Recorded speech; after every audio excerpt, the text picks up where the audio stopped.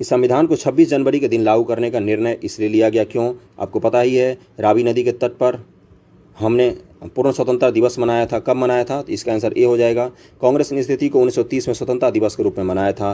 पंडित नेहरू थे, लाहौर अधिवेशन की अध्यक्षता कर रहे थे पंडित नेहरू जी। तो बता ही दिया मैंने सब कुछ। पंडित नेहरू जी के जवाहरलाल नेहरू जी की अध्यक्षता में लाहौर अधिवेशन 1930 ईस्वी में हुआ था, जिसमें 26 जनवरी 1931 को हमने रावी नदी के तट पर पूर्ण स्वतंत्रता दिवस मनाया था। भारतीय संविधान में शामिल हैं, क्या शामिल हैं भाई? तो 395 अनुच्छेद, 22 भाग और 12 अनुसूचियाँ। कोई भी बोले कि 400 अनुच्छेद है, 420 हैं, 450 हैं, तो बोलना कि आर्टिकल 400 दिखा दो मुझे कहीं। संभव ही नहीं है, 395 आर्टिकल ही हैं। हाँ, इसके सब आर्टिकल्स हैं, जैसे 395(1), 395(2), 19 का 1 का ए, 19 का 1 का 2, तो ऐसे जोड़ने जाएंगे तो 500 से ज़्यादा आर्टिकल हो जाएंगे। भारतीय संविधान में कितने हैं? 300 आर्टिकल, 350 आर्टिकल। तीसरा ही क्वेश्चन आ गया उसी तरह का, सी 400 से अधिक आर्टिकल्स। आप लो उपयुक्त प्रश्न की व्याख्या देखिए, यहाँ पर 400 से अधिक आर्टिकल्स दिया है, जो कि नहीं होना चाहिए। अगले क्वेश्चन पर चलते हैं। संघीय सूची, राज्य सूची, समवर्ती सूची। नहीं भी पता है तो भी इस क्वेश्चन को कर सकते हैं। कितने किसमें प्रविष्टियाँ हैं? कैसे? संघ को ज़्यादा शक्तियाँ दी गई हैं, तो 1 का ए ही होगा जो भी हो, तो 3 में से पहले ही छांट लेंगे हम।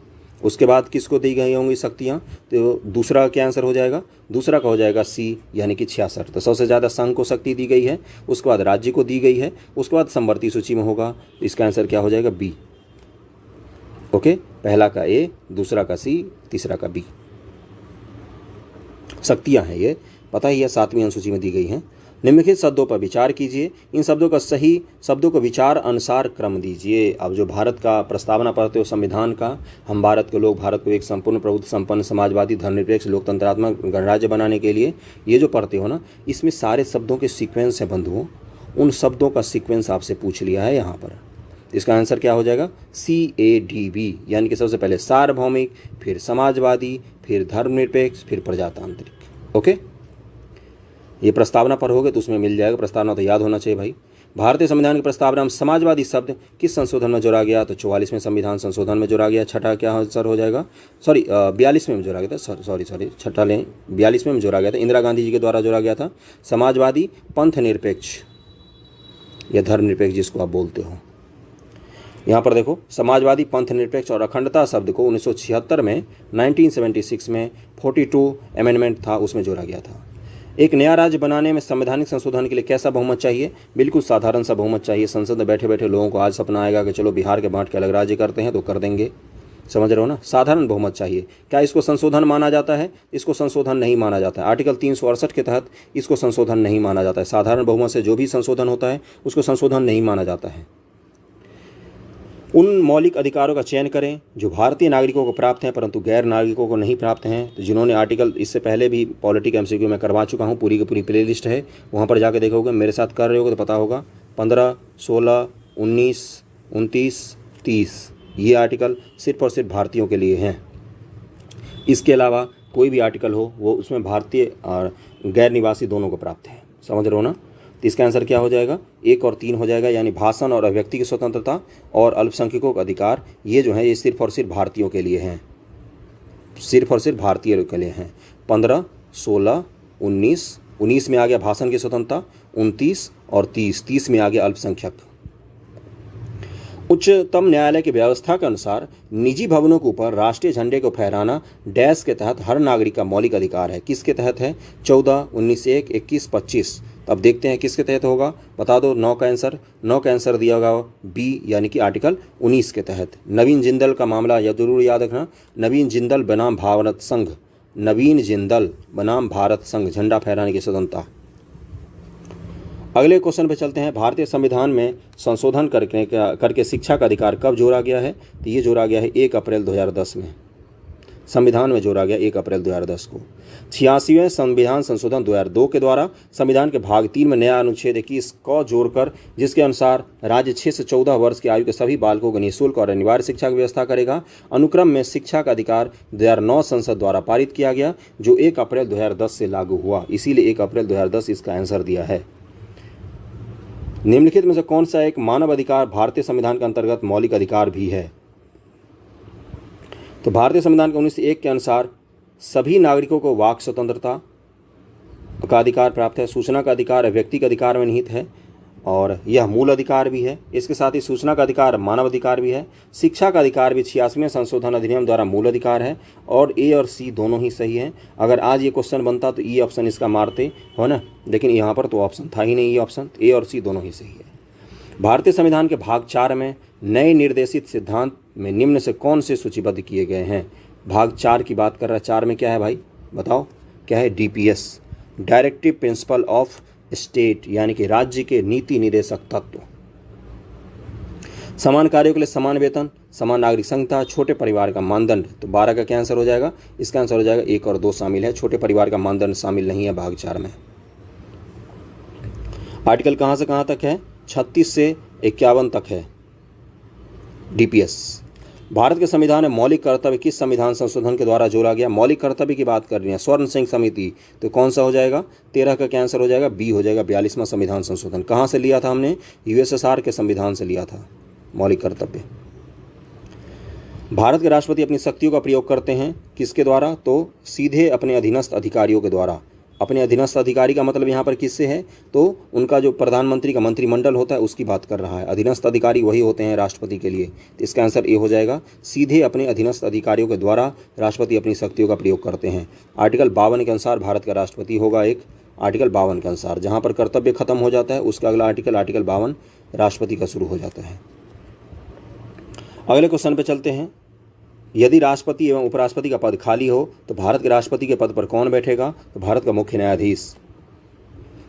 न्यायाधीश बैठेंगे। ओके, ये एक हायरार्की बनाया गया है। हायरार्की से भी क्वेश्चन पूछता है कि कौन किसके ऊपर आता है पद अनुक्रम में। श्रीमती प्रतिभा पाटिल का भारतीय गणतंत्र राष्ट्रपति के रूप में क्या क्रम था? उस समय रहा होगा 12वां क्रम था उनका, 12th। 13वें प्रणब मुखर्जी बने थे, 14वें कोविंद जी हैं, अभी 15वें राष्ट्रपति का चयन होगा मुर्मू जी। ओके, और 2017 में 14वें राष्ट्रपति रामनाथ कोविंद जी बने, और 15 में बनेंगी क्या नाम है उनका? द्रौपदी मुर्मू, हाँ वही बनेंगी। क्वेश्चन से जरूर याद रखना ये इस बार का। एक विधेयक जो संसद में प्रस्तुत किया जाता है कौन सी क्रिया के बाद अधिनियम बन जाता है? तो जब राष्ट्रपति उस पर सहमति दे देते हैं, पहले लोकसभा का पास होगा, फिर राज्यसभा में पास होगा, उसके बाद राष्ट्रपति सहमति दे देंगे तो वो कानून बन जाएगा।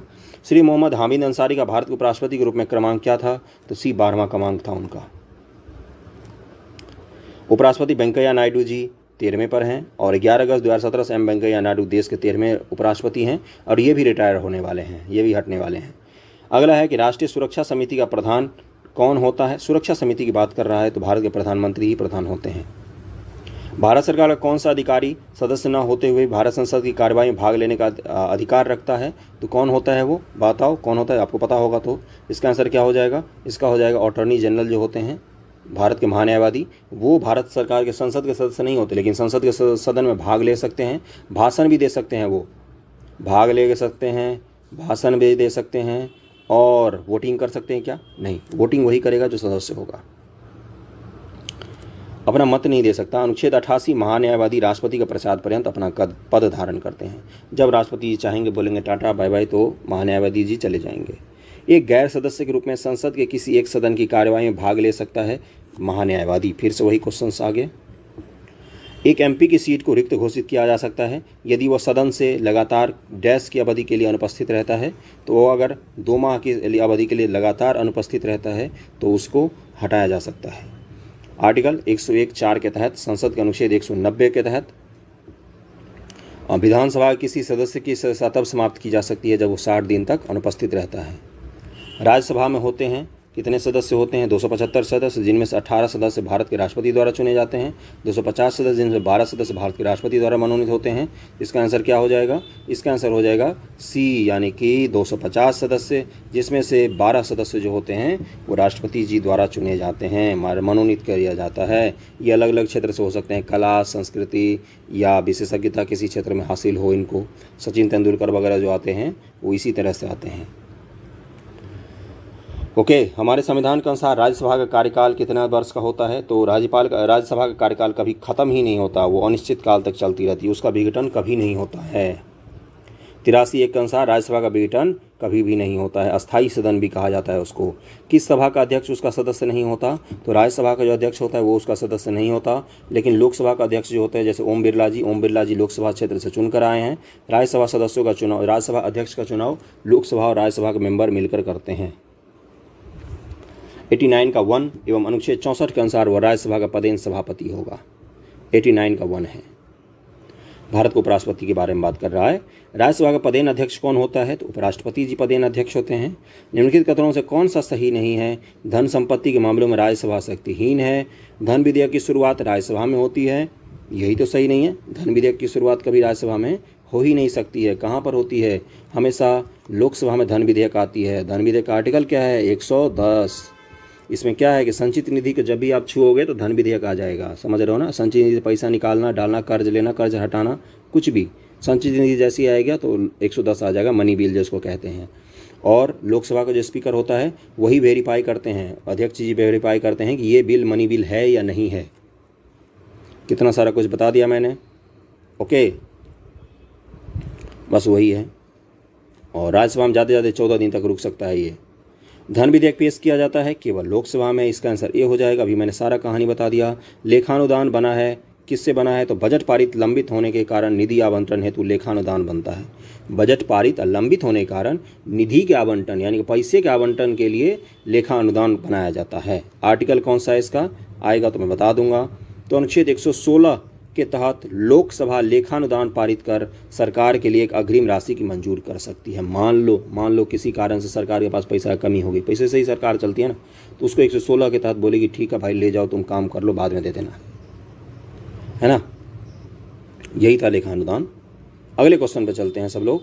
लोक लेखा समिति अपनी रिपोर्ट प्रस्तुत करती है किसको? तो लोकसभा के स्पीकर को। और लोक लेखा समिति किसके साथ क्या बोला जाता है? इसको भाई बहन भी बोला जाता है। किसका? कैग का। Controller auditor general of India जो होते हैं आर्टिकल 148 के तहत, उसी के रिपोर्ट का समीक्षा कौन करता है? लोक लेखा समिति। लोक लेखा समिति का जो अध्यक्ष होता है वो सामान्य तौर पर विपक्षी पार्टी का प्रमुख होता है, याद रखना। ओके, पब्लिक अकाउंट कमेटी भी कहा जाता है इसको। और इसमें 15 सदस्य राज्यसभा से और 15 सदस्य लोकसभा से, 7 सदस्य राज्यसभा से लिए जाते हैं। कुल 22 सदस्य होते हैं इसमें, जरूर याद रखना है इसको। निम्नलिखित कथनों में से कौन सा एक सही नहीं है? सर्वोच्च न्यायालय का गठन 1950 में हुआ। सर्वोच्च न्यायालय देश की उच्चतम न्यायालय है जिसमें अपील की जाती है। सर्वोच्च न्यायालय कोर्ट मार्शल को छोड़कर अन्य किसी भी उच्च न्यायालय की अदालत की सुनवाई कर सकता है। यही कथन गलत है। कोर्ट मार्शल को भी एक बार पुनरीक्षण कर सकता है supreme court of India.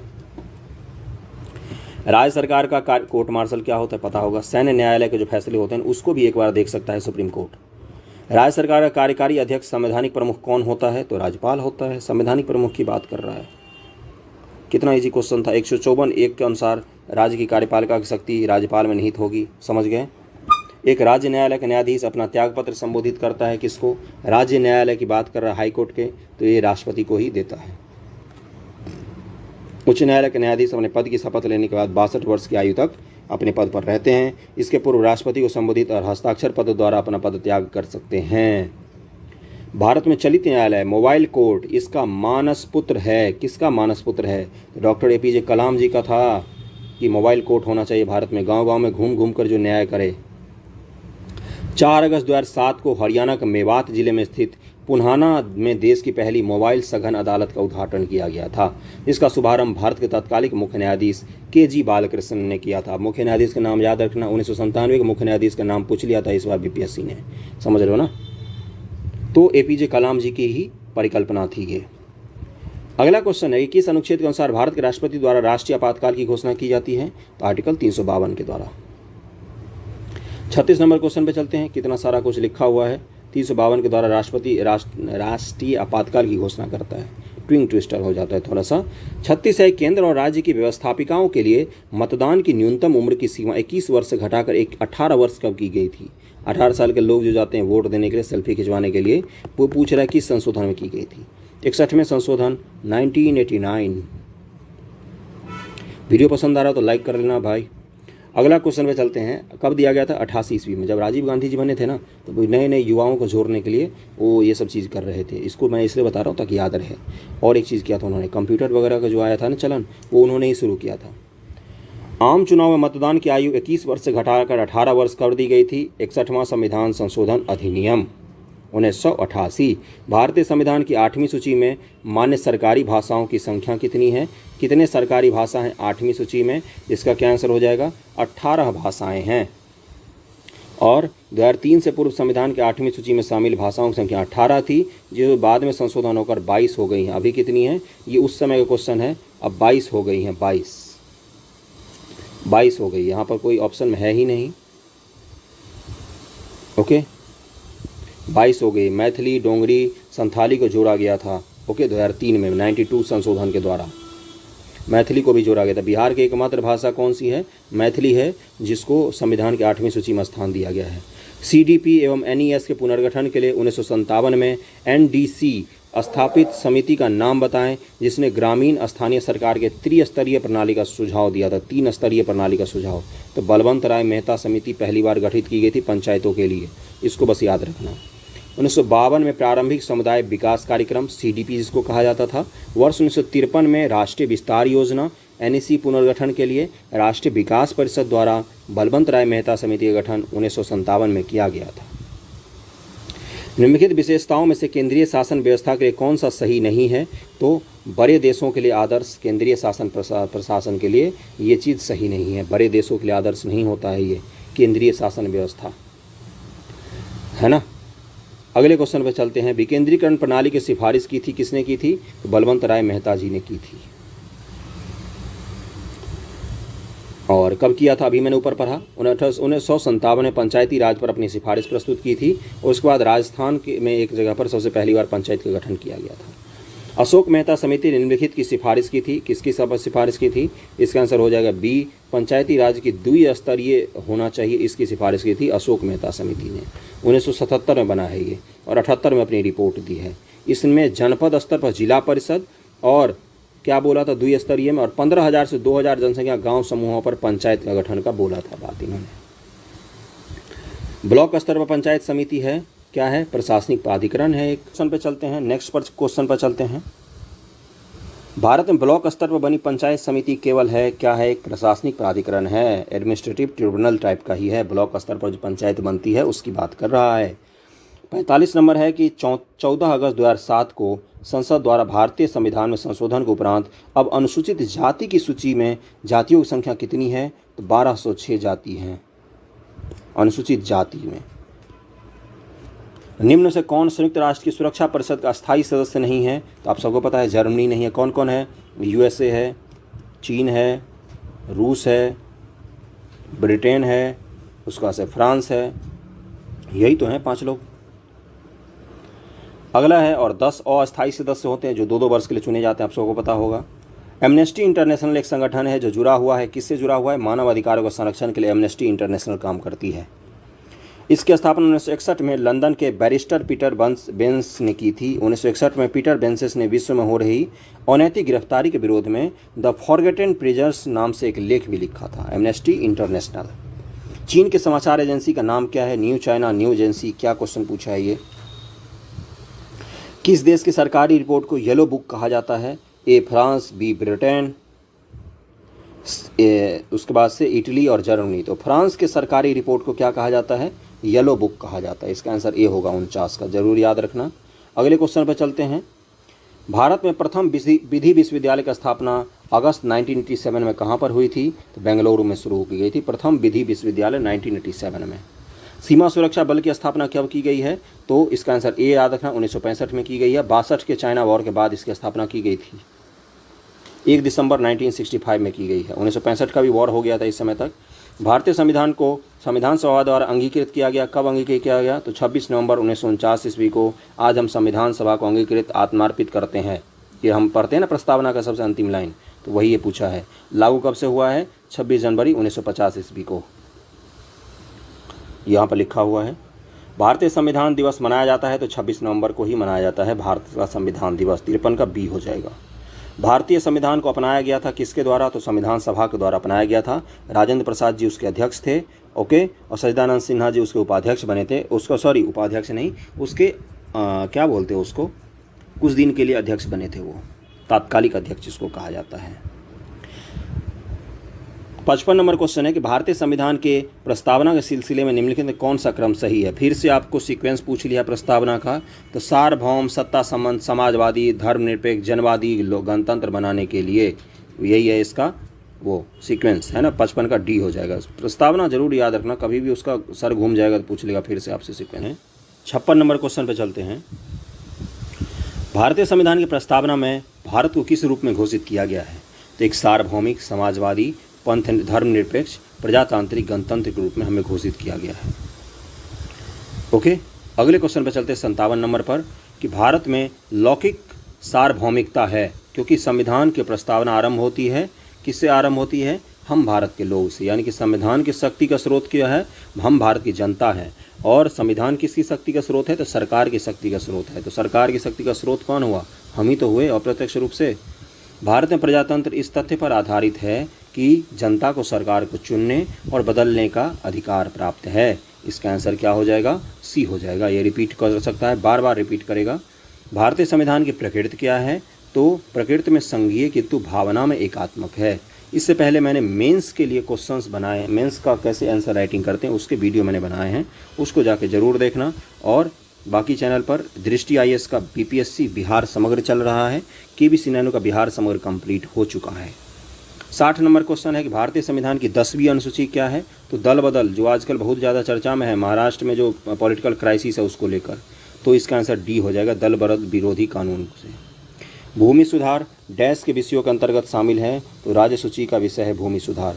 Background में थोड़ी सी आवाज़ आ रही होगी, उसके लिए सॉरी, वो बड़ा इरिटेट करके रखा है कुछ दिनों से। भारतीय नागरिकता नहीं प्राप्त की जा सकती है, तो भारतीय बैंक में धन जमा करके कभी कोई नागरिकता नहीं प्राप्त की जा सकती है। कैसे प्राप्त की जा सकती है, जन्म द्वारा, देशीकरण द्वारा, किसी भूभाग के सम्मेलन द्वारा और रजिस्ट्रेशन के द्वारा। नागरिकता संशोधन कानून कब पारित हुआ था, डेट पूछा है आपसे, 11 दिसंबर 2018, 11 दिसंबर 2019। उसके बाद से क्या पूछा है, 11 अक्टूबर 2019, 11 अक्टूबर 2020, तो 11 दिसंबर 2019 को पारित हुआ था ये। ओके, सीए जिसको सिटीजनशिप अमेंडमेंट एक्ट जिसको कहा गया, उसी के बारे में पूछा है आपसे। करंट अफेयर का क्वेश्चन है उस समय का। विधि का नियम या कानून का अधिराज्य का मतलब क्या है। विधि का नियम का मतलब क्या होता है, इसका मतलब होता है सभी के लिए एक कानून और सभी के लिए एक न्यायतंत्र। 66वीं यूपीएससी का क्वेश्चन है ये, बहुत ही बेहतरीन क्वेश्चन है, यूपीएससी का क्वेश्चन है प्रीवियस ईयर का।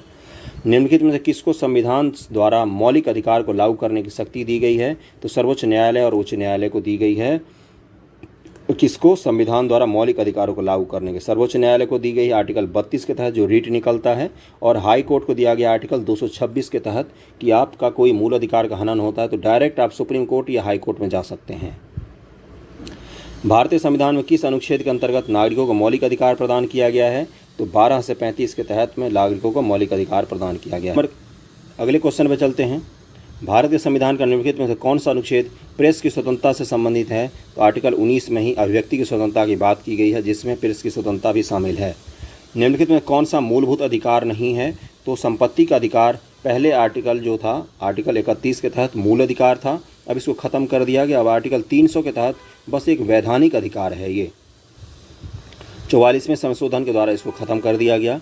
निम्नलिखित संवैधानिक उपचारों में से किसे पोस्टमार्टम कहा जाता है, तो अधिकार प्रेक्षा जो रिट होता है इसको पोस्टमार्टम कहा जाता है, क्योंकि ये जब सारा मामला संपन्न हो जाता है उसके बाद ये रिट लागू होता है, अधिकार प्रेक्षा। नेक्स्ट क्वेश्चन पे चलते हैं कि एक कल्याणकारी राज्य का आदर्श वर्णित है, किसमें वर्णित है, तो डीपीएस जो आर्टिकल 36 से 51-52 तक की बात की गई है उसी में वर्णित है कल्याणकारी राज्य का आदर्श, राज्य के नीति निषेधक तत्व में। भारत में निम्नलिखित में से किसके अंतर्गत पंचायती राज प्रणाली की स्थापना की गई है, तो डीपीएस के अंतर्गत, राज्य के नीति निषेधक सिद्धांत के अंतर्गत। अगला है राज्य के नीति निषेधक सिद्धांत किस प्रकार मौलिक अधिकारों से भिन्न है, तो नीति निषेधक सिद्धांत का उल्लंघन होने पर आप कोर्ट नहीं जा सकते हैं, क्योंकि मौलिक अधिकार का उल्लंघन होने पर आप डायरेक्ट कोर्ट जा सकते हैं। तो नीति निषेधक सिद्धांत प्रवर्तनीय नहीं है, जबकि मौलिक अधिकार प्रवर्तनीय है, इसका मतलब वही हुआ कोर्ट जाने वाला बात। 73 नंबर क्वेश्चन पे चलते हैं कि मौलिक कर्तव्यों को निर्धारित किया गया है किसके द्वारा, तो 42वें संविधान संशोधन के द्वारा। स्वर्ण सिंह समिति बनी थी, उन्हीं ने इसकी अनुशंसा दी थी, और ये हमने कहाँ से लिया है, यूएसएसआर के संविधान से लिया है। मौलिक अधिकार नहीं मानने पर क्या आपको वैधानिक कार्रवाई आपके ऊपर हो सकती है, तो नहीं, मौलिक अधिकार आज भी अनिवार्य नहीं है मानना भारत में। 42वें संविधान संशोधन के 10 आचार आदेशों को किस नाम से जाना जाता है? तो उसको क्या जाना जाता है? मौलिक कर्तव्य के नाम से जाना जाता है। निम्नलिखित में से भारत में मौलिक कर्तव्य कौन सा है? तो इसका क्या आंसर हो जाएगा? हमारी मिली जुली संस्कृति की समृद्ध विरासत को संरक्षित करना एक मौलिक कर्तव्य में शामिल है। मौलिक कर्तव्य 10-11 हैं, उनको जरूर याद कर लेना। 51 क में लिखा है, क के चौ में है ये संस्कृति वाली। राष्ट्रपति संसद का हिस्सा नहीं होता, संसद का हिस्सा होता है। संसद का हिस्सा होता है और संसद में बैठता है। 76 क्या आंसर हो जाएगा? उसका से डी क्या दिया है? संसद में वोट दे सकता है, तो नहीं। राष्ट्रपति संसद का हिस्सा होता है, उसमें बैठता भले ही नहीं है। क्यों? क्योंकि कोई भी कानून जब लोकसभा से पारित होता है तो राज्यसभा में जाता है। जब राज्यसभा से पारित हो जाएगा तो राष्ट्रपति जब तक अपना मुहर उस पर नहीं लगाते हैं तब तक वो कानून नहीं बनता। इसलिए संसद का हिस्सा होते हैं राष्ट्रपति। संसद का मतलब ही होता है लोकसभा, राज्यसभा और राष्ट्रपति। भारत में राष्ट्रपति का चुनाव किया जाता है। कैसे किया जाता है? तो यहाँ पर क्या दिया है? 55(3) के अनुसार राष्ट्रपति का निर्वाचन अनुपातिक प्रतिनिधित्व प्रणाली के अनुसार एकल संक्रमणीय हस्तांतरण मत प्रणाली द्वारा होता है। यानी कि बी और सी दोनों ही सही होगा। अगर भारत के राष्ट्रपति के चुनाव में कोई विवाद है तो उस विवाद को सौंपा जा सकता है केवल और केवल सुप्रीम कोर्ट ऑफ इंडिया को। सुप्रीम कोर्ट ऑफ इंडिया को राष्ट्रपति और उपराष्ट्रपति के चुनाव संबंधी विवाद सुनने का मौलिक अधिकार है और कोई नहीं देश में सुन सकता है। 79 है कि भारत के राष्ट्रपति को उसके पद से हटाया जा सकता है। कैसे? तो लोकसभा के द्वारा, संसद के द्वारा। कैसे? तो वही जो हम लाते हैं ना, तो महाभियोग प्रक्रिया जो होती है, कभी कभी कुछ चीज़ें दिमाग से उतर जाती है, महाभियोग प्रक्रिया के द्वारा हटाया जा सकता है ना। लेकिन 14 दिन पहले उसको बताना होगा। आर्टिकल 61 के तहत महाभियोग का प्रक्रिया चलाया जाता है। ओके, अगले क्वेश्चन पे चलते हैं। और क्या आधार होता है? संविधान का अतिक्रमण। राष्ट्रपति को हटाने का एक ही आधार होता है, संविधान का अतिक्रमण। अगर आपने अतिक्रमण कर दिया तो आपको हटाया जा सकता है। ओके, वीडियो पसंद आ रहा हो तो लाइक जरूर करना। ओके, भारत का कार्यपालिका अध्यक्ष कौन है? कार्यपालिका का अध्यक्ष राष्ट्रपति जी ही होते हैं, भारत के कार्यपालिका का अध्यक्ष। केंद्र सरकार में उच्चतम नागरिक सेवा अधिकारी कौन होता है? तो मंत्रिमंडल सचिव जो होता है, कैबिनेट सेक्रेटरी जिसको बोलते हैं, भारत का IAS का सबसे ऊंचा पद है। बनना है तो बनो वो। भारतीय संविधान में केंद्रीय सरकार के अधिवासी शक्तियों को किसमें निहित किया गया है? तो भारत के राष्ट्रपति में केंद्र सरकार की सभी शक्तियाँ निहित होती हैं। राष्ट्रपति राष्ट्रीय आपातकाल की घोषणा कर सकता है। कैसे? तो इन सब के आधार पर, हथियारबंद विद्रोह के आधार पर, बाह्य आक्रमण, युद्ध के आधार पर। आंसर डी हो जाएगा इसका। आर्टिकल 352 होता है। 84 है, प्रायः किसकी सलाह पर राज्य में राष्ट्रपति शासन लागू किया जाता है? राज्य में राष्ट्रपति शासन किसकी सलाह पर? तो राज्यपाल की सलाह पर लागू किया जाता है।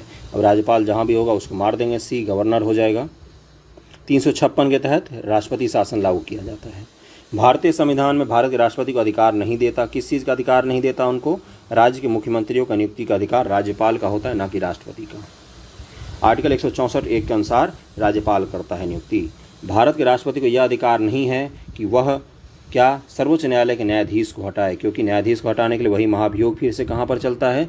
तो संसद में महाभियोग चलता है। महाभियोग के बाद राष्ट्रपति जी को बता दिया जाता है कि हाँ ये आदमी दोषी है, तब वो उसको पद से हटा सकते हैं, अपनी मर्जी से नहीं हटा सकते हैं। 124 खंड 4 के अनुसार उच्चतम न्यायालय के न्यायाधीश को पद से तब तक हटाया नहीं जा सकता जब तक साबित कदाचार और असमर्थता सिद्ध न हो जाए। स्वतंत्र भारत के प्रथम राष्ट्रपति कौन थे? कहाँ से थे? तो बिहार से थे। और आज तक किसी भी सुप्रीम कोर्ट के न्यायाधीश के ऊपर महाभियोग तो चला है लेकिन किसी को हटाया नहीं जा सका है। जब जब महाभियोग चला है उन्होंने खुद से ही इस्तीफा दे दिया है। 88 कौन सा कथन असत्य है ये बताना है आपको। तो उपराष्ट्रपति का चुनाव भारत के राष्ट्रपति करता है, ये तो बहुत बड़ा अनर्थ हो जाएगा। इसका आंसर सी है, गलत हो जाएगा। कहाँ से होता है? तो लोकसभा और राज्यसभा के दोनों प्रतिनिधियों के द्वारा होता है, एकल हस्त संक्रमणीय मतत्व प्रणाली द्वारा। ओके, संसद के दोनों सदनों से आर्टिकल 66 के अनुसार चयन होता है। राज्यसभा के सभापति कौन है? तो उपराष्ट्रपति है। क्या क्वेश्चन है ये? 90 पर पहुंच गए हैं। भारत का प्रधानमंत्री मुख्य रूप से क्या है? केंद्रीय सरकार का प्रधान मुख्य होता है, प्रधान होता है वो केंद्रीय सरकार का। वास्तविक कार्यपालिका का प्रधान प्रधानमंत्री होता है और नाम मात्र की कार्यपालिका का प्रधान राष्ट्रपति होता है। संघीय मंत्रिपरिषद के मंत्री उत्तरदायी होते हैं किसके प्रति? तो केवल लोकसभा के प्रति उत्तरदायी होती है। यहीं पर तो अविश्वास प्रस्ताव लाया जा सकता है ना।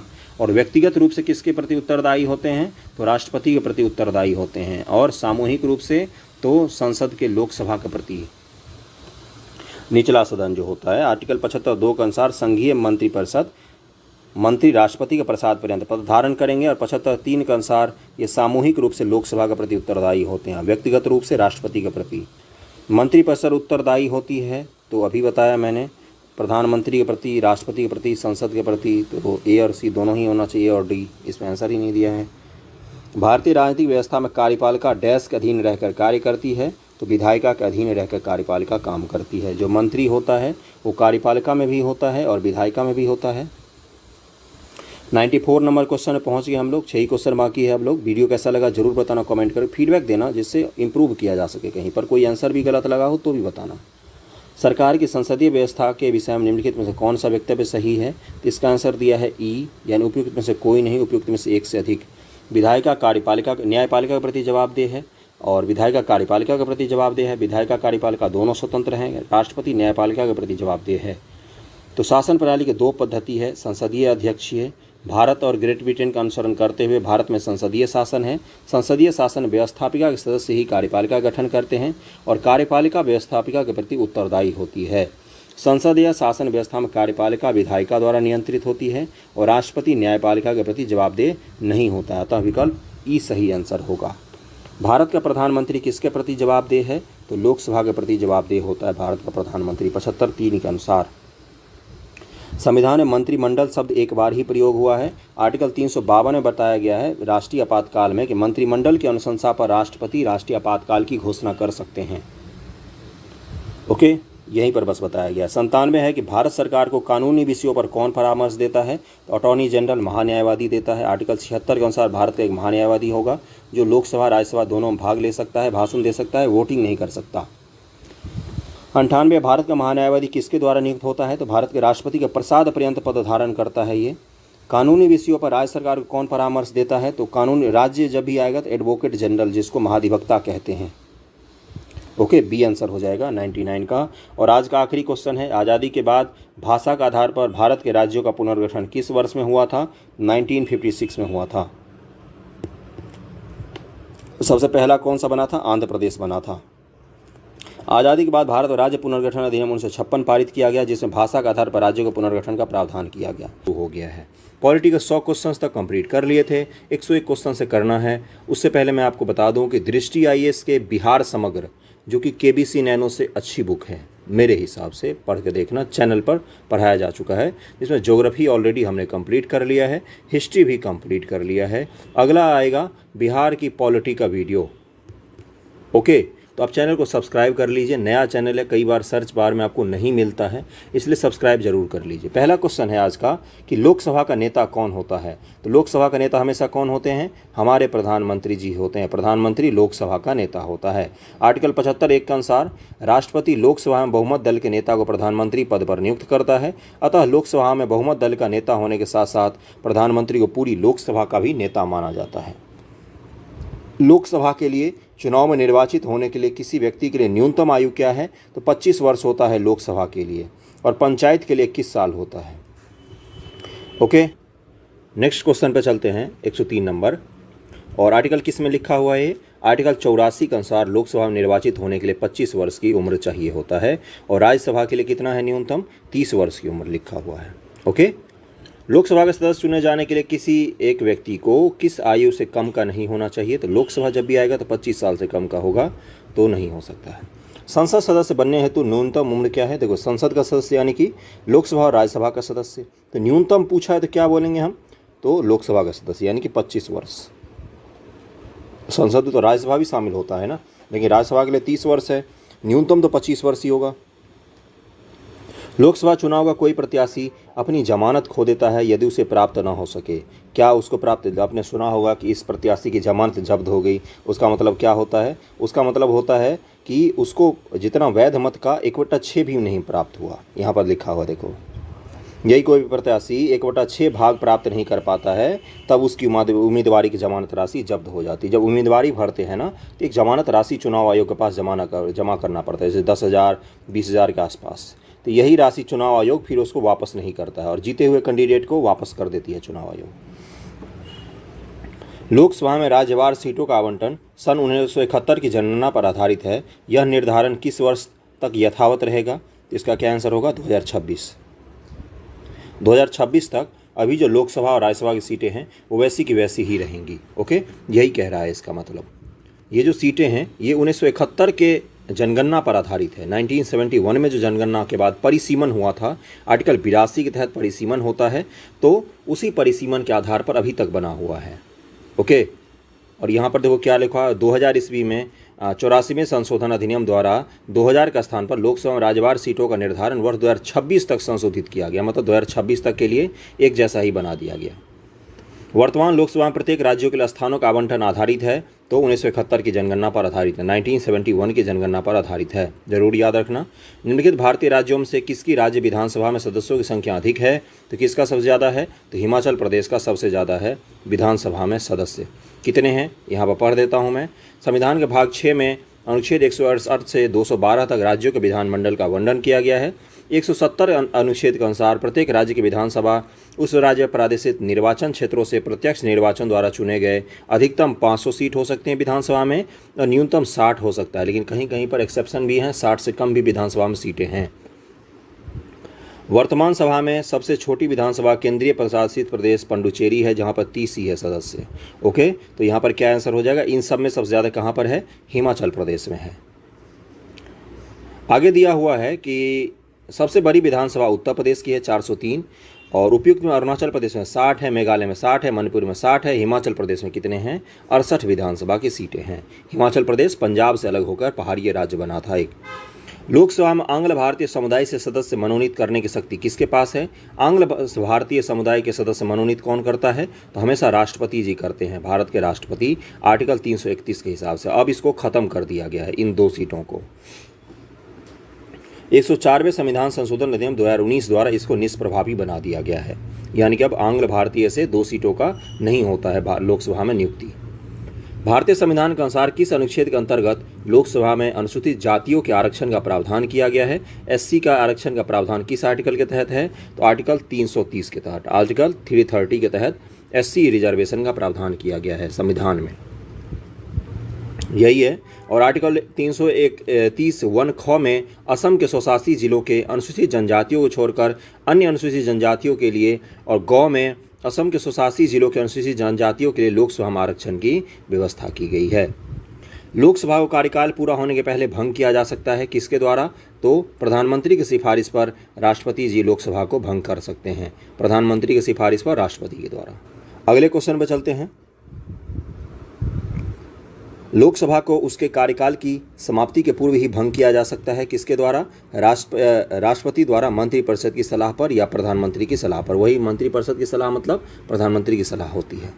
लोकसभा कम से कम कितने सत्र बुलाए जा सकते हैं, तो देखो संविधान में क्या दिया है कि 6 माह से अधिक का अंतर नहीं होना चाहिए एक साल में। तो अधिक से अधिक कितने, कम से कम कितने होगा, कम से कम एक साल में 2 सत्र तो होगा ही होगा।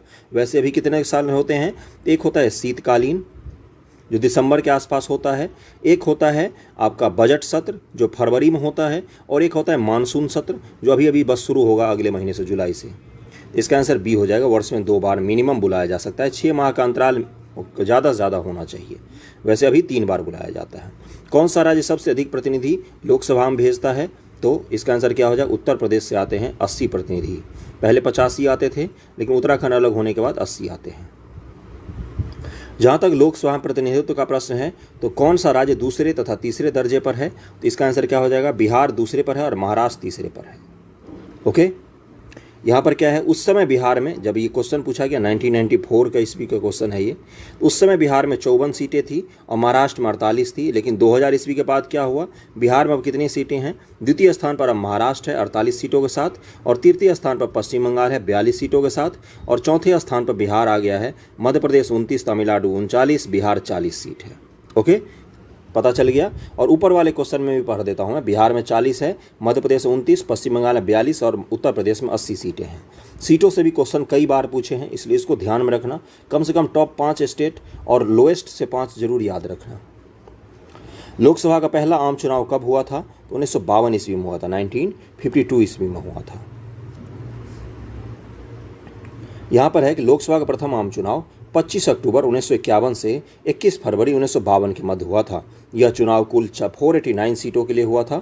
489 सीटों के लिए लोकसभा का प्रथम अधिवेशन कब बुलाया गया था, 13 मई 1952 को।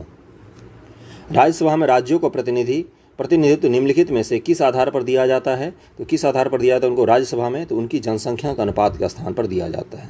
जबकि अमेरिका में क्या सिस्टम है? अमेरिका में बंधा हुआ है कि हर राज्य के लिए 2 सीटें होंगी राज्यसभा में, हर राज्य के लिए, चाहे वो राज्य बड़ा हो चाहे वो छोटा हो। तो वहाँ पर कुल 100 लोग आते हैं, 50 राज्य हैं तो 100 लोग हैं वहाँ के अपर असेंबली में। लेकिन भारत में क्या है, यहाँ पर बड़े राज्यों को अधिक सीटें दी जाती है राज्यसभा में और छोटे राज्यों को 1 सीटें दी जाती हैं, है ना। तो 117 का क्या आंसर हो जाएगा? उनकी जनसंख्या के अनुपात में दिया जाता है। राज्यसभा के सदस्य चुने जाते हैं तो 6 वर्ष के लिए चुने जाते हैं, उनका 6 वर्ष का कार्यकाल होता है आर्टिकल 83 के अनुसार। राज्यसभा को अस्थायी सदन क्यों कहते हैं? क्योंकि इसका कभी विघटन नहीं होता है। राज्यसभा को भंग करने का अधिकार किसको प्राप्त है? किसी को भी प्राप्त नहीं है, इसको कभी विघटित नहीं किया जा सकता। राष्ट्रपति द्वारा राज्यसभा में कितने व्यक्ति मनोनीत किए जाते हैं? तो 12 व्यक्ति मनोनीत किए जाते हैं, अलग अलग क्षेत्रों से, संस्कृति, कला, विज्ञान, अलग अलग क्षेत्रों से। राज्यसभा के चेयरमैन हैं भारत के उपराष्ट्रपति होते हैं, और राज्यसभा के चेयरमैन हैं उच्चतम न्यायालय के प्रधान न्यायाधीश। ये क्या दे दिया है यहाँ पर? भारत के उपराष्ट्रपति, यही तो आंसर है। भारत के उपराष्ट्रपति जो होते हैं यही राज्यसभा के चेयरमैन होते हैं, और ये राज्यसभा से ही चुने जाते हैं। और ये क्या राज्यसभा और लोकसभा मिलकर इनको चुनती है? कौन कौन? संसद का दोनों सदन है ना, लोकसभा और राज्यसभा, दोनों मिलकर उपराष्ट्रपति पद का चुनाव करते हैं। उपराष्ट्रपति भारत के राज्यसभा के चेयरमैन भी होते हैं। और एक चीज़, क्या ये चेयरमैन सदस्य होते हैं राज्यसभा के? तो नहीं। जैसे लोकसभा के जो चेयरमैन होते हैं वो लोकसभा के सदस्य होते हैं, लेकिन राज्यसभा के जो चेयरमैन होते हैं वो राज्यसभा के सदस्य नहीं होते हैं। ये इस बार पढ़ के जाना, अभी चुनाव होने वाला है। आर्टिकल 89(1) के अनुसार, 64 के अनुसार वह राज्यसभा का पदेन सभापति होगा। लोकसभा के स्पीकर का निर्वाचन होता है, कैसे होता है? तो इसका आंसर सी हो जाएगा। लोकसभा के सदस्य मिलकर लोकसभा का स्पीकर चुनते हैं, लेकिन राज्यसभा के स्पीकर का जब चुनाव होता है तो उसमें लोकसभा भी पार्टिसिपेट करती है। ये अंतर है बेसिक, इसको जरूर याद रखना। वर्तमान में लोकसभा अध्यक्ष ओम बिरला हैं। उपाध्यक्ष का पद एम थम्बी दुरई के पश्चात से रिक्त है, मतलब अभी लोकसभा उपाध्यक्ष का पद जो है वो रिक्त पड़ा हुआ है। लोकसभा के वर्तमान उपाध्यक्ष कौन है? तो इनमें से कोई नहीं। ओके, उस समय 1999 में PM सईद थे। संसद के 2 सदनों के बीच आधिकारिक अंतराल होना चाहिए, कितना का? अभी मैंने बताया था 6 महीने से ज़्यादा का नहीं होना चाहिए, उससे कम का हो सकता है। आर्टिकल 85 के हिसाब से ये दिया हुआ है। वर्ष में कम से कम 2 बैठक तो जरूर होगी। राजनीतिक शब्दावली में शून्यकाल का क्या अर्थ होता है? तो वह दिन जब संसद में कोई कार्य नहीं होता, निलंबित प्रस्ताव, स्थगन काल, प्रश्न पत्र, प्रश्न उत्तर सत्र। अभी मैं इसको पढ़ देता हूँ 126 का। शून्यकाल का मतलब क्या होता है? प्रश्नकाल और सभा पटल पर पत्र रखने जाने के तत्काल पश्चात तथा किसी सूचीबद्ध कार्य को सभा द्वारा शुरू करने से पहले के समय को लोकप्रिय नाम शून्यकाल है। चूँकि यह मध्याह्न 12 बजे शुरू होता है, इसलिए इसको क्या कहा जाता है? शून्यकाल कहा जाता है। इस अवधि को शिष्ट भाषा में शून्यकाल कहते हैं। लोकसभा में कथित शून्यकाल के मामले उठाने के लिए सदस्य प्रतिदिन पूर्वाह्न 10 बजे से पूर्व जिस महत्वपूर्ण विषय को सभा में उठाना चाहते हैं उसके बारे में स्पष्टतः बताते हुए अध्यक्ष को सूचना देते हैं। सभा में ऐसे मामले को उठाने या न उठाने की अनुमति देना अध्यक्ष पर निर्भर करता है। संसदीय प्रक्रिया में शून्यकाल शब्द को औपचारिक मान्यता प्राप्त नहीं है, अतः दिए गए प्रश्न में कोई विकल्प सही नहीं होगा। अगले क्वेश्चन पर चलते हैं। शून्यकाल कब होता है? 12 बजे ठीक शुरू होता है। भारतीय प्रशासन में विभाजन प्रणाली किसे कहते हैं? ये इस साल पूछा था, 67वीं BPSC प्री में पूछा है। तो विभाजन प्रणाली का मतलब क्या होता है? नीति और कार्यान्वयन। इसका आंसर दिया है इसने। आधिकारिक आंसर नहीं आया तो नहीं पता चला होगा। जिसका आंसर दिया है नीति और कार्यान्वयन को विभाजन प्रणाली बोला है इसने, है ना। कई सारे कोचिंग इंस्टीट्यूट केंद्र और लेखा केंद्र और राज्य बता रहे थे। कई लोग बता रहे थे अखिल भारतीय सेवा और केंद्रीय सेवा को भी विभाजन प्रणाली कहते हैं। स्पष्टता नहीं आया क्योंकि आयोग ने आंसर ही जारी नहीं किया। निम्नलिखित में कौन सी संसदीय समिति कार्यपालिका को नियम विनियम बनाने के लिए प्रत्यायोजित शक्ति से संबंधित है?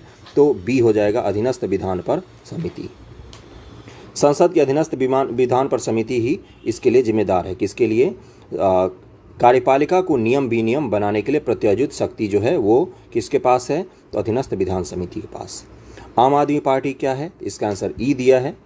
निर्वाचन आयोग निर्वाचन के प्रयोजन हेतु राजनीतिक दलों को पंजीकृत करता है। उनकी चुनाव निष्पादनता का आधार पर उन्हें राष्ट्रीय या राज्य स्तरीय दल के रूप में मान्यता प्रदान करता है।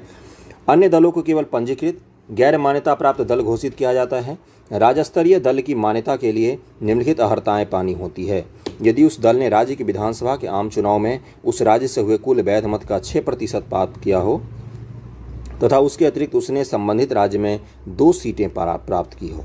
यदि वह राज्य की लोकसभा के लिए आम चुनाव में उस राज्य में हुए कुल वैध मत का 6% प्राप्त किया हो तथा इसके अतिरिक्त उसने संबंधित राज्य में लोकसभा की कम से कम 1 सीट प्राप्त की हो। ये अलग अलग क्या है, ये मानदंड हैं। इसी के आधार पर किसी पार्टी को राज्य पार्टी, राष्ट्रीय पार्टी, इनकी मान्यता दी जाती है। यदि उस दल ने राज्य की विधानसभा के कुल स्थानों का 3% या 3 सीटें से भी ज़्यादा प्राप्त कर लिए हों, तो यदि उस राज्य के लिए आवंटित प्रत्येक 25 सीटों के अनुपात कम से कम 1 सीट जीते हों या लोकसभा के चुनाव उस संबंधित राज्य में से विभाजन से कम इतनी सीटें ही प्राप्त हुई हों। इस प्रकार आम आदमी पार्टी उपयुक्त अहर्ताएँ पूर्ण करती हैं, अतः यह एक राज्य स्तरीय पंजीकृत पार्टी है। ज्ञातव्य है कि आम आदमी पार्टी एक पंजीकृत पार्टी है, एक राज्य पार्टी या क्षेत्रीय पार्टी है, अतः विकल्प ई सही उत्तर होगा। यानी कि इसमें एक से ज़्यादा चीज़ें सही थी, यानी कि राज्य पार्टी है, क्षेत्रीय पार्टी है, पंजीकृत पार्टी है, इसलिए इसका ई आंसर हो जाएगा। संसद के दोनों सदनों का संयुक्त अधिवेशन आयोजित होता है। किसके लिए आयोजित हो सकता है? तो इसमें से केवल 4 होगा। एक ऐसे विधेयक पर विचार करने, उसे पारित करने के लिए जिस पर दोनों सदनों में मतभेद हों, है ना। संसद का संयुक्त विधेयक कभी भी धन विधेयक के लिए नहीं हो सकता संयुक्त अधिवेशन। उसके बाद से संविधान संशोधन विधेयक के लिए भी कभी नहीं हो सकता, है ना। भारत के राष्ट्रपति निर्वाचन के लिए भी नहीं आयोजित किया सकता, उपराष्ट्रपति के निर्वाचन के लिए भी नहीं हो सकता, संविधान में संशोधन के लिए भी नहीं हो सकता। संयुक्त बैठक के प्रावधान, ये आर्टिकल 108 के अनुसार संयुक्त बैठक की बात की गई है। संयुक्त बैठक की अध्यक्षता कौन करता है? तो लोकसभा का स्पीकर करता है। ओके, और इसमें 2/3 बहुमत से किसी भी चीज़ को पारित किया जाता है। भारतीय राजनीतिक व्यवस्था में इनमें से कौन सर्वोच्च है? इसका आंसर हो जाएगा संविधान की सर्वोच्चता है अपने यहाँ ना तो संसद सर्वोच्च है, न सुप्रीम कोर्ट सर्वोच्च है, सिर्फ और सिर्फ संविधान सर्वोच्च है। दिल्ली क्या है? तो दिल्ली एक यूटी है, केंद्र शासित प्रदेश है। सिक्किम भारत का एक राज्य बनाया गया था, इसका आंसर सी हो जाएगा 35 संशोधन के द्वारा। 1974 के द्वारा सिक्किम को भारत का संयुक्त राज्य के रूप में शामिल किया गया। 36वें संविधान संशोधन 1975 के द्वारा सिक्किम को 22वें राज्य का दर्जा भी दिया गया था। बिहार को काटकर एक पृथक वनांचल राज्य बनाना संभव है, इसका आंसर क्या हो जाएगा? इनमें से कोई नहीं दिया है। राज्य विधानसभा में कानून पारित करके नहीं, जब भी लोकसभा चाहेगी तभी बन सकता है ये चीज़, तो इनमें से कोई सा भी नहीं हो सकता। संविधान समीक्षा आयोग जिसे फरवरी 2000 ईस्वी में गठित किया गया था, के अध्यक्ष कौन थे? तो MN वेंकटचलैया जी थे। संविधान समीक्षा आयोग का गठन किया गया था उस समय। ओके, वेंकटचलैया, इन्होंने 31 मार्च 2002 को अपनी रिपोर्ट पेश कर दी थी। 136 है कि भारत के सर्वोच्च न्यायालय की स्थापना कब हुई थी?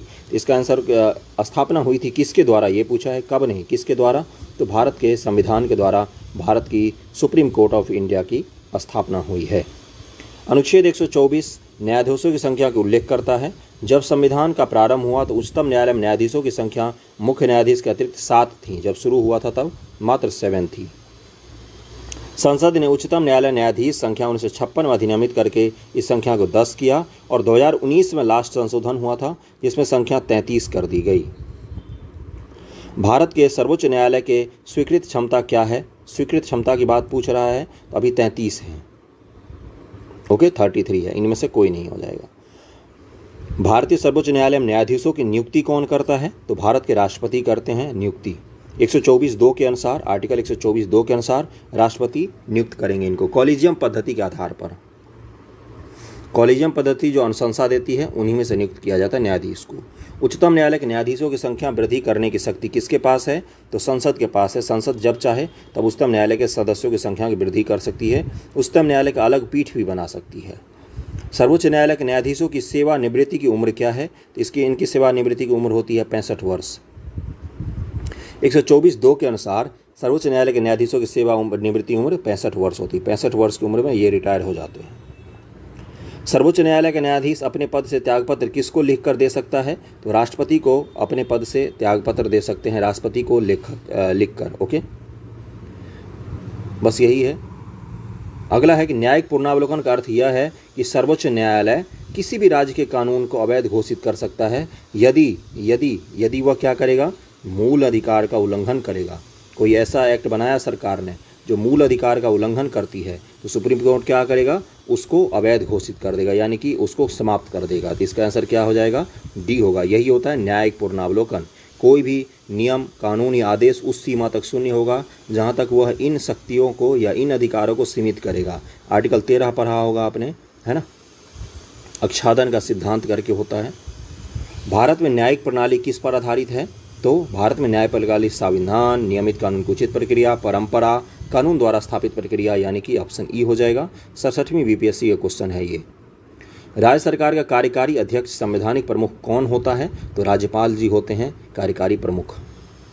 145 है, और राज्यपाल का आर्टिकल क्या होता है? 154 के अनुसार राज्य की कार्यपालिका की शक्ति राज्यपाल में निहित होगी। किसी राज्य का राज्यपाल नियुक्त किया जाता है किसके द्वारा? तो राष्ट्रपति के द्वारा नियुक्त किया जाता है राज्य का राज्यपाल। उल्लेखनीय है कि संविधान के भाग 6 के अनुच्छेद 153 से 167 तक राज्य की कार्यपालक शक्ति का वर्णन किया गया है। उसी में है कि राज्यपाल की नियुक्ति कौन करते हैं? तो राष्ट्रपति जी करते हैं। भारतीय संविधान के अनुसार राज्यों के विधायिका में सम्मिलित हैं। कौन कौन सम्मिलित हैं? तो इसका आंसर क्या हो जाएगा? विधान परिषद और राज्यपाल, विधानसभा और विधान परिषद, और विधानसभा और राज्यपाल, राज्यपाल, विधानसभा, विधान परिषद, जहां इसका अस्तित्व होता है। इसका आंसर सबसे सटीक क्या होगा? डी होगा, केवल 4। केवल 4 हो जाएगा। वैसे ई मारना चाहिए क्योंकि विधानसभा, राज्यपाल सब तो वही लिखे हुए हैं, बस आगे पीछे करके। वैसे सबसे सटीक क्या होगा?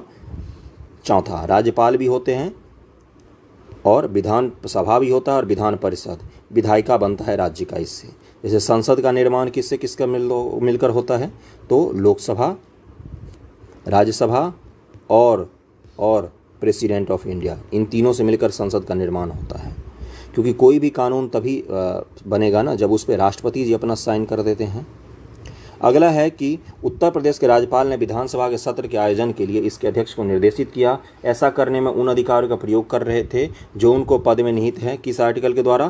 तो आर्टिकल 175(2) के द्वारा राज्यपाल ने निर्देश किया किसके? उत्तर प्रदेश उत्तर प्रदेश का जो विधानसभा है उनके अध्यक्ष को कि आप सत्र बुलाइए, है ना। तो ये आर्टिकल पे किस में दिया हुआ? राज्यपाल की शक्ति में 175(2) के तहत ये राज्यपाल की शक्ति होती है। आर्टिकल 175(2) के अनुसार राज्यपाल राज्य के विधानमंडल में उस समय लंबित किसी विधेयक के संबंध में या संदेश या किसी अन्य संदेश उस राज्य के विधानमंडल के सदन या सदनों को भेज सकेगा जिस सदन की कोई संदेश इस प्रकार भेजा गया हो। वह संदेश उन संदेशों द्वारा विचार करने के लिए अपेक्षित विषय, और बहुत खराब लिखा है। इसका मतलब सीधा सा ये है कि राज्यपाल जब चाहे किसी विधेयक पर चर्चा बुला सकता है। आर्टिकल 175 के हिसाब से वो विधानसभा के अध्यक्ष को निर्देशित कर सकता है कि आप सत्र बुला के इस पर चर्चा कीजिए। भारत में राज्य विधान पालिकाओं का उच्च सदन कौन सा है? तो उसको क्या कहा जाता है? उसको कहा जाता है विधान परिषद। इसको निलंबनकारी सदन भी कहा जाता है विधान परिषद को। 168 के अनुसार राज्य की विधायिका एक सदनीय या द्विसदनीय हो सकती है। राज्य विधान परिषद के सदस्य निम्नलिखित में से किस श्रेणी से चुने जाते हैं? तो इसका आंसर क्या हो जाएगा? इसका आंसर दिया है डी, उद्योगपति, नहीं चुने जाते हैं। ये 67वीं बीपीएससी क्वेश्चन है। तो देखो, राज्य के विधान परिषद में कुछ लोगों का चुनाव स्थानीय निकाय या पंचायत करती हैं। शिक्षक लोग भी चुनते हैं। स्नातक जो राज्य के ग्रेजुएट हैं वो भी वोट करके विधान परिषद के कुछ सदस्यों का चुनाव करते हैं।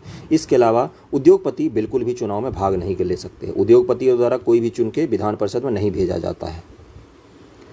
यहाँ पर दिया हुआ है कि 1/3 सदस्य स्थानीय निकाय द्वारा, 1/12 सदस्य न्यूनतम 3 वर्ष से स्नातकों द्वारा, 1/12 सदस्यों को न्यूनतम 3 वर्ष से अध्यापन कर रहे शिक्षकों द्वारा, है ना, और 1/3 सदस्यों को विधानसभा के सदस्यों द्वारा, शेष सदस्य को राज्यपाल द्वारा नामित किया जाता है विधान परिषद में।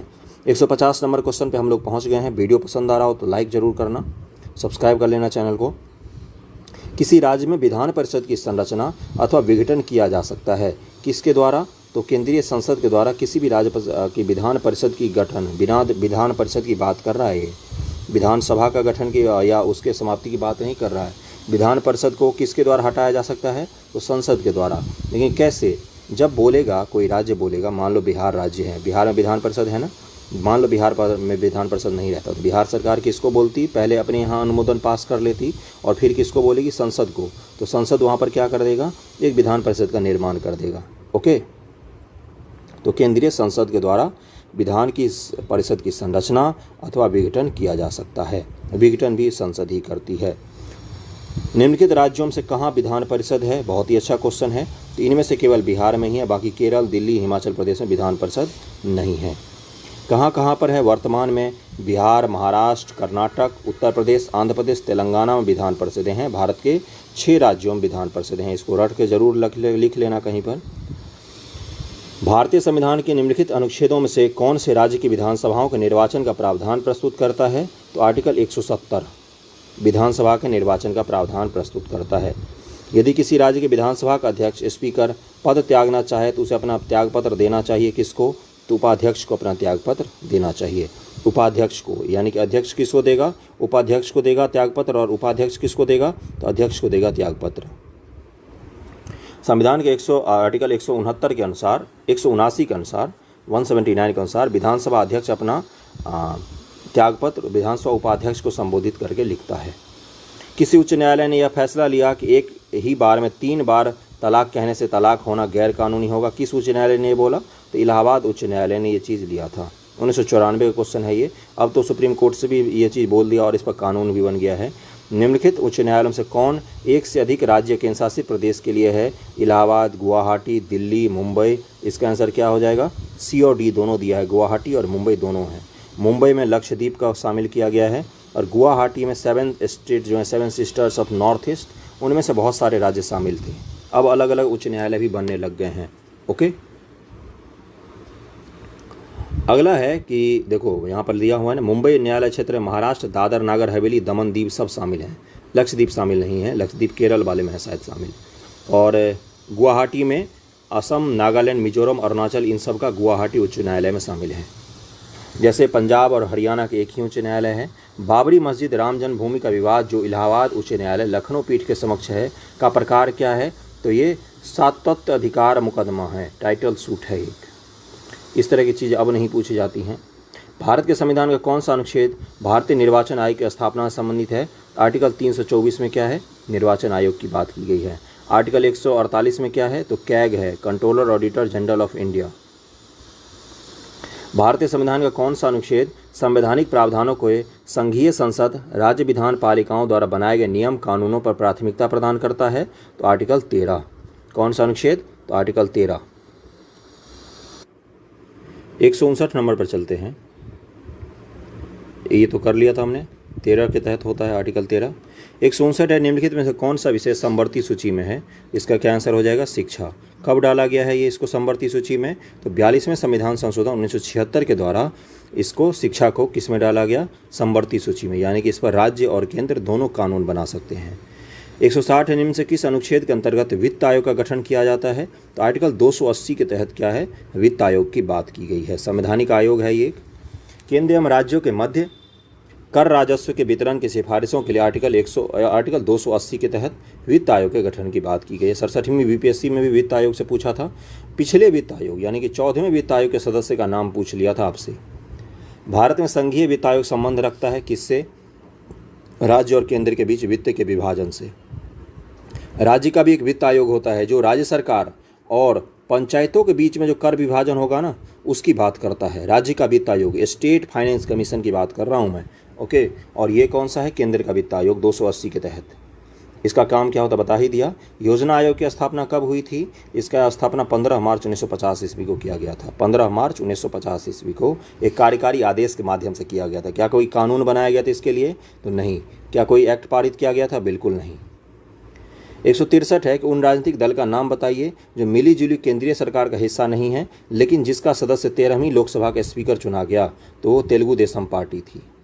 13वीं लोकसभा के स्पीकर चुने गए थे। 12वीं और 13वीं लोकसभा के स्पीकर MG बालयोगी थे, तेलुगु देशम पार्टी के सदस्य थे। यह दल राष्ट्रीय जनतांत्रिक गठबंधन NDA के साथ साझा सरकार में शामिल नहीं हुआ था। भारत के विभिन्न राजनीतिक दलों को राष्ट्रीय या क्षेत्रीय दल का दर्जा देने का अधिकार किसको है? तो ये चुनाव आयोग ही ये काम करती है। क्या करती है? राष्ट्रीय या क्षेत्रीय दल का दर्जा देती है। आप लोगों को क्या करना है? गूगल पे जाके सर्च करना कि कितने राष्ट्रीय दल हैं अभी, कितने राष्ट्रीय दल हैं अभी भारत में। एक नॉर्थ ईस्ट का दल है जो राष्ट्रीय दल बना है सबसे लेटेस्ट, जाके सर्च करके सबका नाम भी याद कर लेना। अगला है कि भारत के राजनीतिक दलों के संबंध में निम्नलिखित कथनों पर विचार कीजिए। जनप्रतिनिधित्व अधिनियम 1951 की राजनीतिक दलों के पंजीकरण का प्रावधान करता है। राजनीतिक दलों का पंजीकरण निर्वाचन आयोग करता है। राष्ट्रीय स्तर पर राजनीतिक दल वह है जिसे 4 या अधिक राज्यों में मान्यता प्राप्त है।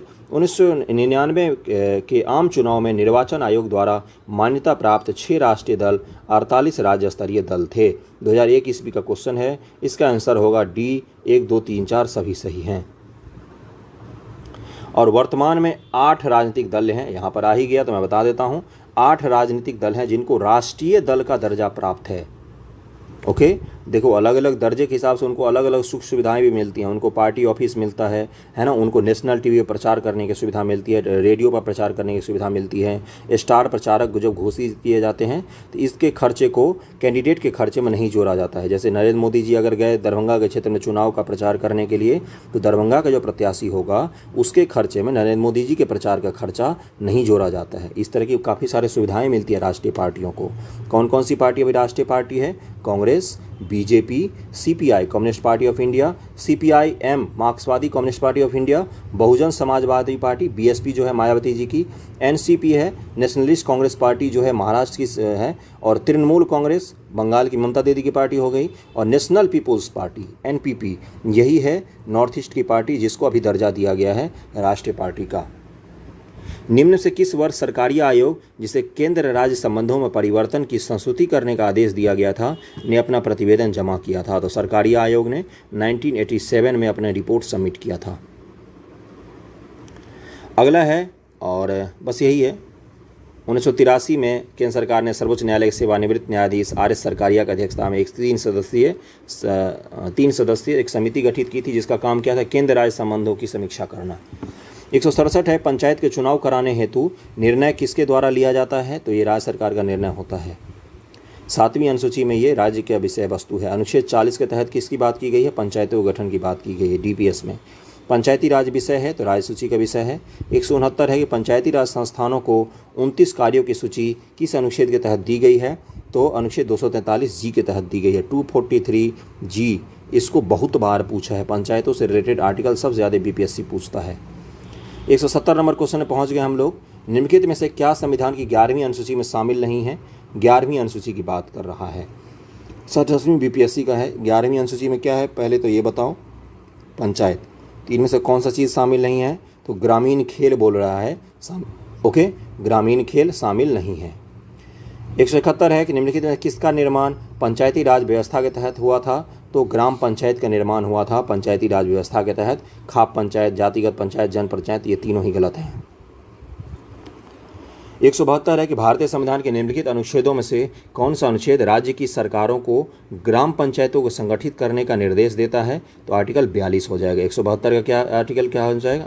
40 हो जाएगा। अभी मैंने बताया था डीपीएस का भाग है, नीति निदेशक सिद्धांत का भाग है आर्टिकल 40। निम्नलिखित में कौन सा अनुच्छेद पंचायतों गठन के लिए राज्य सरकार को निर्देश देता है? तो आर्टिकल 40 हो जाएगा। आर्टिकल 40 हो जाएगा। सरकार की पंचायती राज प्रणाली की प्रमुख विशेषता क्या है? तो इसका विशेषता क्या है? इनमें से कोई सा भी नहीं है। इनमें सरकार के तीनों श्रेणियां हैं? बिल्कुल नहीं। इसमें न्यायालय कहाँ होता है? इसका लक्ष्य गाँव को सामाजिक आर्थिक न्याय प्रदान करना है। जिला परिषद में इसके सदस्य के रूप में कुछ सांसद होते हैं। तो इसका आंसर डी दिया है। डी इसका सही है। इनमें से कोई सा भी सही नहीं है। राज्य प्रणाली, पंचायती राज प्रणाली स्थानीय स्तर पर 3 स्तरीय शासन की व्यवस्था करता है। ग्राम स्तर पर, ब्लॉक स्तर पर, जिला स्तर पर। पंचायती राज का उद्देश्य स्थानीय ग्रामीण समुदाय को सामाजिक आर्थिक न्याय प्रदान करना है। पंचायती राज की 3 स्तरीय प्रणाली में आते हैं कौन कौन सी चीज़ें आती हैं? तो ग्राम पंचायत, क्षेत्र पंचायत समिति और जिला परिषद, इन्हीं को 3 स्तरीय पंचायत कहते हैं। पंचायती राज का प्रधान लक्ष्य क्या होता है? तो ग्रामवासियों में शक्ति का विकेंद्रीकरण करना। ओके, लोकतंत्र को ग्रास रूट तक पहुंचाना। 177 नंबर क्वेश्चन में पहुंच गए हम लोग। सफलतापूर्वक कार्य हेतु पंचायती राज को पूरे सहयोग की जरूरत पड़ती है, स्थानीय जनता की जरूरत पड़ती है। पंचायती राज से हर साल एक क्वेश्चन बीपीएससी में पूछे जाते हैं। भारत में पंचायती राज प्रतिनिधित्व करता है किसकी? तो शक्तियों के विकेंद्रीकरण की, लोक की हिस्सेदारी की, सामुदायिक विकास की, इन तीनों की ही। ओके, तो अभी रहता तो ई ऑप्शन मारते। पंचायती राज को डैश के अंतर्गत स्वशासन की इकाई के रूप में संगठित किया गया है। तो भारत के संविधान के अनुच्छेद के 73वें संविधान संशोधन के द्वारा क्या किया गया था, इसको किया गया था शामिल, भारत के संविधान में शामिल किया गया था और इसको संगठित किया गया था। और 74 में किसकी बारी आती है, नगर पालिका की, जो नगर पंचायत होते हैं उसकी बारी आई थी 74वां संविधान संशोधन में। 73वें संविधान संशोधन में पंचायती राज का गठन किया गया था 1992 के तहत। आर्टिकल 40 में भी इसका प्रावधान है। जिस समिति की सिफारिश पर भारत में पंचायती राज की स्थापना की गई उसके अध्यक्ष कौन थे, तो बलवंत राय मेहता थे सबसे पहले 1957 में। ओके, फिर 1977 में अशोक मेहता समिति बनी, फिर JV.K. राव समिति बनी, फिर 86 में ML सिंघवी समिति बनी थी, लक्ष्मण सिंघवी समिति। फिर 1988 में P.K. थुंगन समिति बनाया गया और ML सिंघवी समिति की पंचायत को संवैधानिक दर्जा देने की सिफारिश की थी, है ना, सिंघवी समिति ने की थी सिफारिश। भारत पंचायती राज की अनुशंसा के लिए बनी समिति के अध्यक्ष कौन थे, तो बलवंत राय मेहता। इसका आंसर क्या हो जाएगा, ए हो जाएगा, 181 का ए हो जाएगा। निम्नलिखित में कौन सा विकेंद्रीकरण का वैशिष्ट्य नहीं है, मतलब विशेषता नहीं है, ये पूछा है आपसे, तो इसका आंसर क्या हो जाएगा, स्थानीय समुदाय में आत्मविश्वास को नहीं जगाना, ये इसकी नहीं है, बल्कि आत्मविश्वास को जगाना होता है ना, तो सी गलत आंसर हो जाएगा इसका। भारत में पंचायती राज व्यवस्था सर्वप्रथम राजस्थान में प्रारंभ की गई थी, डैश, और राजस्थान और कहाँ पर प्रारंभ की गई थी, तो आंध्र प्रदेश। बलवंत राय मेहता समिति की सिफारिशों के बाद ही 2 अक्टूबर 1959 को, 2 अक्टूबर का महात्मा गांधी के जन्मदिन पर, क्योंकि महात्मा गांधी जी पंचायत के बहुत बड़े सरोकार थे, तो 1959 में राजस्थान के नागौर जिले में इसको शुरू किया गया था। तत्पश्चात आंध्र प्रदेश में इस व्यवस्था को लागू किया गया था। आंध्र प्रदेश दूसरा राज्य, पहला कौन सा है, राजस्थान। पंचायती राज सर्वप्रथम प्रवर्तित किया गया था कहाँ पर, तो राजस्थान के नागौर जिले में 1959 ईस्वी में। और क्या था, देखो 1959 क्या था, 1869 में बर्थडे हुआ था, मतलब जन्म हुआ था गांधी जी का, तो 1959 में ये चीज़ किया गया था 2 अक्टूबर को, समझ रहे हो ना, गांधी जयंती के दिन। अब याद रहेगा, कभी नहीं भूलोगे। निम्नलिखित में से किस कमेटी आयोग ने न्याय पंचायत बनाने की सिफारिश की थी, तो किसने की थी, अशोक मेहता कमेटी ने की थी। 186 नंबर क्वेश्चन में पहुँच गए हम लोग। अशोक मेहता समिति 1977 में जनता पार्टी की सरकार ने इसको गठित किया था। निम्नलिखित में कौन सा कार्य स्थानीय सुशासन का अधिकार क्षेत्र में नहीं आता है, ये पूछा है आपसे। इसका आंसर क्या हो जाएगा, डी, सार्वजनिक अनुशासन का रखरखाव। ये तो राज्य सरकार के व्यवस्था के तहत आता है, पुलिस का काम है ये तो। पंचायती राज प्रणाली किस सूची में शामिल है, तो ये राज्य सूची का विषय है, पंचायती राज प्रणाली। किन राज्यों ने पंचायती राज संस्थाओं में स्त्रियों को 50% आरक्षण को वैध बना दिया है, तो इसका 188 का आंसर हो जाएगा, इन सारों ने किया है, बिहार, उत्तराखंड, हिमाचल, मध्य प्रदेश, सब ने। और भी बहुत सारे राज्य हैं जहां पर दिया गया है 50% आरक्षण, देख लो, कर्नाटक, पंजाब, सिक्किम, सब जगह। किन राज्य सरकारों ने 2010 तक स्थानीय निकायों महिलाओं का आरक्षण 50% तक बढ़ा दिया है, तो इसका आंसर क्या हो जाएगा, बिहार, मध्य प्रदेश, हिमाचल प्रदेश। 2011 का क्वेश्चन है। और एक चीज़ मैं बता दूं, PDF इसका चाहिए हो तो टेलीग्राम चैनल का लिंक मिल जाएगा डिस्क्रिप्शन में, वहाँ से मिल जाएगा आपको। 73वें संविधान संशोधन कानून की वैधानिक शुरुआत किस संविधान संशोधन बिल से हुई थी, बिल नंबर पूछ लिया आपको कि 73वें संविधान संशोधन जो है ये, इसका बिल नंबर क्या था, है ना, तो इसका बिल नंबर था 64वां संविधान संशोधन बिल पेश किया गया था। उसी के तहत फिर 73वां संविधान संशोधन किया गया और इसको पारित किया गया था। ये 66वीं BPSC क्वेश्चन है, बड़ा ही खराब क्वेश्चन था ये। 1989 में लोकसभा में पेश किया गया था इसको। ओके, किस संविधान संशोधन के द्वारा, और बस यही तो है ना, बाकी क्या है। तत्पश्चात 72वां संविधान संशोधन 1991 के द्वारा संसद के दोनों सदन पारित होकर 73वें संविधान संशोधन 1992 के रूप में अधिनियमित हुआ था। किस संविधान संशोधन के द्वारा पंचायती राज संस्थाओं को संवैधानिक दर्जा प्रदान किया गया, तो 73rd संशोधन के द्वारा प्रदान किया गया था 1992। 192 नंबर पर पहुंच गए। वीडियो पसंद आ रहा तो लाइक जरूर करना, शेयर कर देना वीडियो को थोड़ा सा। संविधान का 73वां संविधान संशोधन संबंधित है किससे, तो पंचायती राज प्रणाली से संबंधित है। पॉलिटी खत्म हो जाएगा। पॉलिटी का 200 क्वेश्चंस थे प्रीवियस ईयर से, हमने उसको खत्म कर लिया। नेक्स्ट वीडियो ज्योग्राफी से शुरू होगा। हिस्ट्री पॉलिटी हम ऑलरेडी कंप्लीट कर लेंगे आज। हिस्ट्री पहले ही कंप्लीटेड है, ज्योग्राफी भी आज पॉलिटी भी कंप्लीट हो जाएगा। भारत में इनमें से कौन सा विषय पंचायती राज संस्थाओं की शक्ति के अंतर्गत नहीं आता है। देखो 44 BPSC में पूछा था, 67वीं BPSC में भी पूछा आपसे, तो हर साल ही पूछता है पंचायती राज से क्वेश्चन, हर साल। तो इसमें क्या हो जाएगा, न्यायिक पुनर्विलेखन जो है ये तो सुप्रीम कोर्ट और हाई कोर्ट का काम है ना। ओके, चलो आगे बढ़ते हैं। भारतीय संविधान में संशोधन के लिए विधेयक लाया जा सकता है। कैसे लाया जा सकता है? या तो लोकसभा में या राज्यसभा, दोनों जगह हम संविधान संशोधन विधेयक ला सकते हैं। भारतीय संविधान के लिए प्रथम संशोधन विधेयक लाया गया था। कब लाया गया था? 1951 में ही लाया गया था पहला संशोधन विधेयक। 1951 में लाया गया। इस संशोधन के द्वारा इतने सारे आर्टिकल में संशोधन किया गया था। 196 है। निम्नलिखित में किस संविधान संशोधन अधिनियम को लघु संविधान संशोधन कहा जाता है? तो 196 का क्या आंसर हो जाएगा? 42वां संविधान संशोधन। ये आपातकाल का समय था, बिल्कुल इंदिरा जी तो संविधान को अलग ही लिखना चाह रही थी। फिर 44वें के द्वारा उन सबको सही किया गया। 1973 में केशवानंद भारती मामला भी आया था, जिसमें किसका सिद्धांत दिया गया था? मूल ढांचा का सिद्धांत दिया गया था। संविधान का मूल ढांचा में आप परिवर्तित नहीं कर सकते हैं। और मूल ढांचा क्या है? मूल ढांचा अपरिभाषित है, अनडिफाइंड है। पिछड़ी जाति आयोग के प्रथम सभापति कौन थे? तो काका साहेब कालेकर थे, जो ओबीसी आयोग के प्रथम सभापति बने थे। आर्टिकल 340 के तहत भारत के राष्ट्रपति के आदेश द्वारा प्रथम भारतीय पिछड़ी जाति आयोग का गठन 29 जनवरी 1953 को हुआ था और इसके अध्यक्ष काका साहेब कालेकर थे। राज्य लोक सेवा आयोग का अध्यक्ष किसके द्वारा नियुक्त किया जाता है? तो सी राज्य के राज्यपाल के द्वारा नियुक्त किया जाता है। अध्यक्ष की नियुक्ति राज्य के राज्यपाल द्वारा की जाती है। यद्यपि इन्हें हटाने का अधिकार प्रेसिडेंट ऑफ इंडिया को है, राष्ट्रपति को है। राष्ट्रपति उन्हें इसी आधार पर हटा सकते हैं जिस आधार पर यूपीएससी के अध्यक्ष को हटाया जाता है। समझ गया ना? गौरतलब है कि भारतीय संविधान के भाग 15 के अनुच्छेद 315 से 323 तक राज्य लोक सेवा आयोग के स्वतंत्र शक्ति के अलावा इसके गठन और सदस्यों की नियुक्ति और बर्खास्तगी के मामले दिए हुए हैं। आर्टिकल 315 से 323 तक भाग 14 लिखा हुआ है, भाग 14 लिखा हुआ, रोमन में लिखा हुआ है। भारत में मतदान के लिए प्रयोग की जाने वाली मशीन वीवीपैट का संस्करण क्या है? इसका संस्करण M3 है। 65वीं यूपीएससी 2019 में पूछा था। 200 नंबर क्वेश्चन में पहुंच गए हम लोग। 201 क्वेश्चन है। भारत में वरीयता क्रम में निम्नलिखित में से कौन पहले आता है? तो वरीयता क्रम में इनमें से सबसे पहले कौन आएगा? तो यहाँ पर ई ऑप्शन दिया है।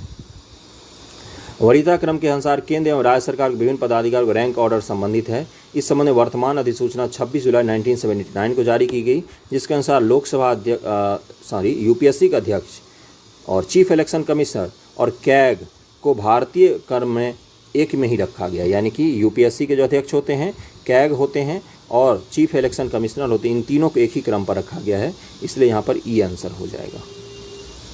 201 नंबर क्वेश्चन है कि भारतीय संविधान का अनुच्छेद 300 किससे संबंधित है? तो 300 संबंधित है मुकदमे तथा कार्रवाई से। यहाँ पर इसका आंसर ए दिया है। इसने 67वीं यूपीएससी का क्वेश्चन है ये। ओके, तो हमने पॉलिटी का वीडियो भी कंप्लीट कर लिया। पॉलिटी के प्रीवियस ईयर के 201 क्वेश्चन थे इसमें पूर्वावलोकन में, इसको हमने कंप्लीट कर लिया। वीडियो कैसा लगा कमेंट करके ज़रूर बताना, तभी कंटिन्यू हो पाता है। फीडबैक चाहिए होता है मुझे भी, है ना? ओके, वीडियो पसंद आ रहा हो तो